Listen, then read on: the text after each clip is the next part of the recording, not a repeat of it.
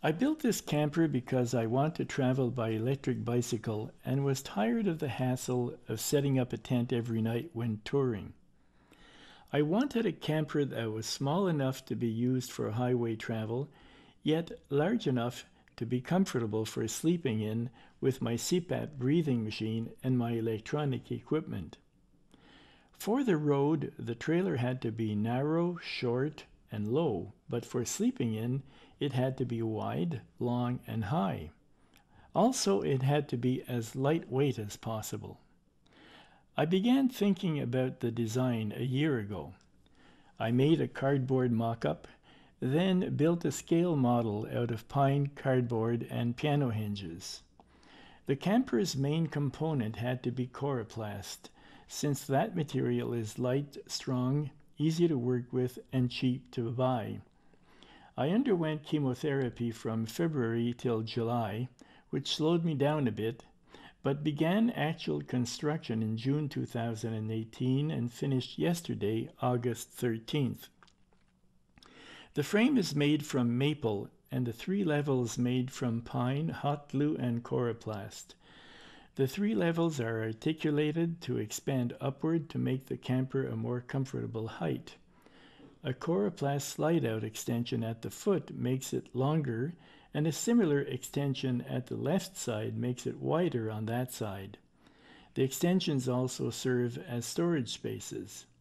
In order to increase the width on the right side, the door flips down and opens to a large vestibule made of lightweight polyurethane-coated 70 denier nylon fabric. Hundreds of screws were used, hot glue, piano hinges, and hinges made of coroplast. The wheels, axle, and tongue come from a Bériault cargo trailer, which I bought for the purpose of building the camper. I tested the camper twice. The first time 2 weeks ago in my daughter's backyard. There I discovered 11 defects or changes that needed to be made. I tested the updated version 3 days ago at my friend Jim Burgess's place, who lives 23 kilometers from here in Chelsea, Quebec. There I discovered 5 more elements that needed correction, and now the camper is ready for a long trial.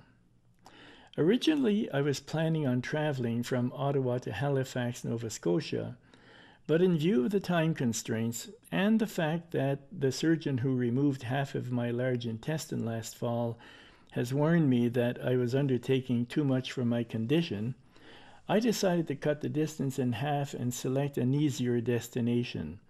So in a day or two from now, I will be leaving for a return trip from Ottawa to Niagara Falls. An important thing that will be at the back of my mind for most of the trip is that I'm riding on unproven technology. I never built or traveled with a trailer of this type. Many things could go wrong. Its lightweight means that it's also flimsy.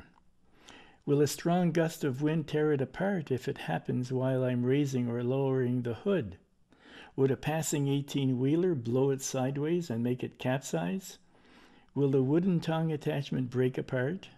Will the coroplast hinges last the trip? Will the articulated rear wall panels hold up to frequent openings and closings? Is there danger of jackknifing if I have to brake hard in low traction conditions? Will the 16-inch wheels stand up to the load that they're carrying? Will my Bosch QB bike be able to tow this load the whole way without damage? Will the waterproofing hold out after several rainfalls? When I'm underway, will the hood be able to keep the rain from getting the inside wet? Will the thin nylon fabric remain waterproof? Will children be tempted to come and play in the colorful camper when I leave it unattended in the campground? Will I get tired of living in such small quarters? Those are all unanswered questions that only time and experimentation will answer. I'm prepared for disaster. Should the trailer or bike experience a breakdown that I can't deal with on the road, my daughter will come and rescue me with her SUV wherever I happen to be. Niagara Falls is only about 600 kilometers from home, so I'll never be more than 1 day's drive for my rescuer. I plan to publish videos of the trip on YouTube, and I invite you to follow me. If you wish more information about electric bikes or about my books, go to www.robertberiault.com. Thank you for watching.